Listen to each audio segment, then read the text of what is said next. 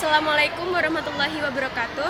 Perkenalkan, kita dari kelompok 4. Di sini saya Arinda Maulana Safitri, nomor absen 7. Di sini saya Yurika Indriantias, nomor absen 34. Nama saya Sifalnya Isnaini, nomor absen 35. Kita akan mempresentasikan tentang bab pemikiran ekonomi nasional. Berikut adalah presentasi yang akan kami sampaikan.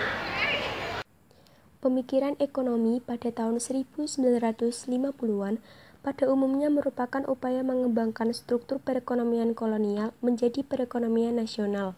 Hambatan dalam mewujudkan hal tersebut adalah berlakunya sistem perekonomian kolonial yang cukup lama. Kondisi inilah yang ingin diubah oleh para pemikir ekonomi nasional di setiap kabinet di era demokrasi parlementer. Upaya membangkitkan perekonomian sudah dimulai sejak kabinet pertama di era demokrasi parlementer, yaitu oleh Kabinet Natsir.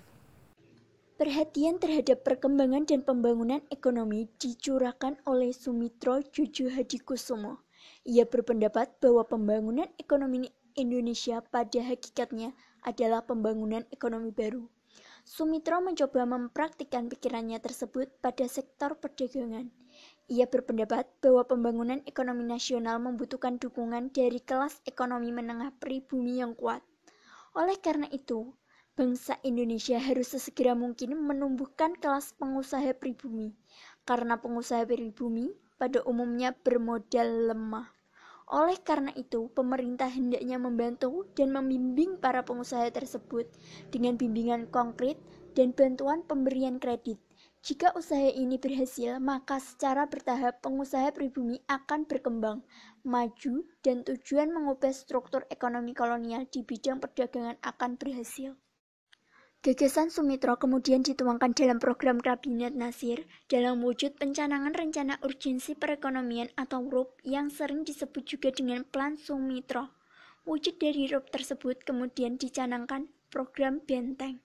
Program ini antara lain mencadangkan impor barang-barang tertentu bagi kelompok bisnis pribumi, serta membuka kesempatan bagi para pedagang pribumi membangun basis modal di bawah perlindungan pemerintah. Selain tujuan tersebut, juga untuk menumbuhkan kaum pengusaha pribumi agar mampu bersaing dalam upaya dengan para pengusaha keturunan Cina dan asing lainnya. Upaya yang dilakukan pemerintah adalah memberi peluang usaha sebesar-besarnya bagi pengusaha pribumi dengan bantuan kredit. Dengan upaya tersebut diharapkan akan tercipta kelas pengusaha pribumi yang mampu meningkatkan produktivitas barang dan modal domestik. Sayangnya dalam pelaksanaan muncul masalah karena dalam pelaksanaan program Benteng, pemberian lisensi impor banyak yang disalahgunakan. Mereka yang menerima lisensi bukanlah orang-orang yang memiliki potensi kewirausahaan yang tinggi, namun orang-orang yang mempunyai hubungan khusus dengan kalangan birokrat yang berwenang mendistribusikan lisensi dan kredit. Kondisi ini terjadi karena adanya pertimbangan-pertimbangan politik. Akibatnya, pengusaha-pengusaha yang masuk dalam program Benteng lamban menjadi dewasa. Bahkan ada yang menyalahgunakan maksud pemerintah tersebut untuk mencari keuntungan yang cepat, dengan menjual lisensi impor yang dimiliki kepada pengusaha impor yang sesungguhnya, yang kebanyakan berasal dari keturunan Cina. Penyelewengan lain dalam pelaksanaan politik Benteng adalah dengan cara mendaftarkan perusahaan yang sesungguhnya merupakan milik keturunan Cina dengan menggunakan nama orang Indonesia pribumi. Orang Indonesia hanya digunakan untuk memperoleh lisensi. Pada kenyataannya, yang menjalankan lisensi tersebut adalah perusahaan keturunan Cina. Perusahaan yang lahir dari kerjasama tersebut dikenal sebagai perusahaan Alibaba. Ali mewakili pribumi dan Baba mewakili warga keturunan Cina. Usaha lain yang dilakukan pemerintah untuk meningkatkan pengusaha pribumi dilakukan melalui Gerakan Asat. Gerakan Asat memberikan perlindungan khusus bagi warga negara Indonesia asli dalam segala aktivitas usaha di bidang perekonomian, dari persaingan dengan pengusaha asing pada umumnya dan warga keturunan Cina pada khususnya. Dukungan dari pemerintah terhadap gerakan ini terlihat dari pernyataan yang dikeluarkan pemerintah pada Oktober 1956 bahwa pemerintah akan memberikan lisensi khusus pada pengusaha pribumi. Ternyata kebijakan pemerintah ini memunculkan reaksi negatif, yaitu muncul golongan yang membenci kalangan Cina.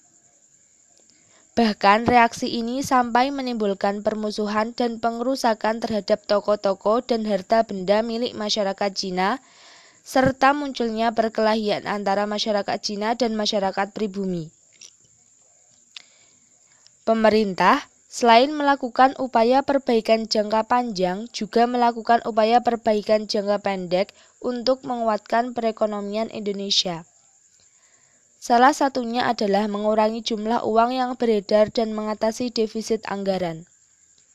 Untuk itu, pada tanggal 20 Maret 1950, Menteri Keuangan Syafruddin Prawira Negara mengambil kebijakan memotong uang dengan memberlakukan nilai setengahnya untuk mata uang yang mempunyai nominal Rp2,50 ke atas.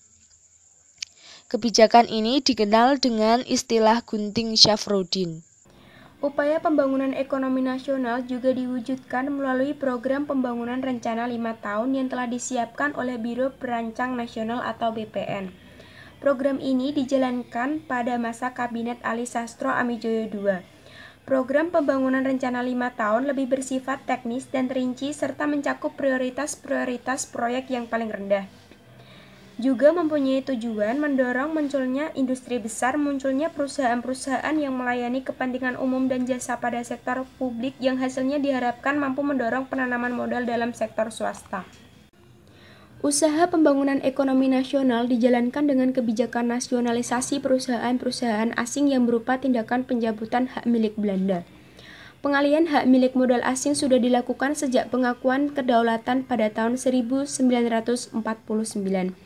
Hal ini terkait dengan hasil KMB yang belum terselesaikan, yaitu kasus Irian Barat yang janjinya 1 tahun setelah berakhirnya KMB akan dibicarakan kembali. Namun tidak dilaksanakan sehingga pemerintah Indonesia pada masa itu mengambil kebijakan untuk melakukan nasionalisasi perusahaan Belanda. Tahun 1957, nasionalisasi dilakukan pemerintah terbagi dalam 2 tahap.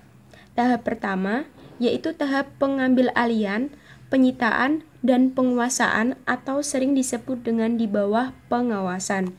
Tahap kedua, pemerintah mulai mengambil kebijakan yang pasti, yakni perusahaan-perusahaan yang diambil alih itu kemudian dinasionalisasikan.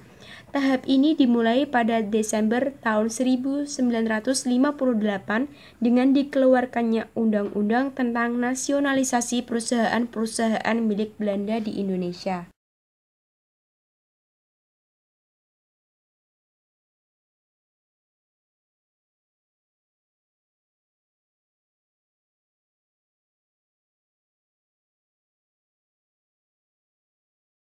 Sekian presentasi yang dapat kami sampaikan. Apabila ada kesalahan, kami mohon maaf. Wabillahi taufiq wal hidayah. Wassalamualaikum warahmatullahi wabarakatuh.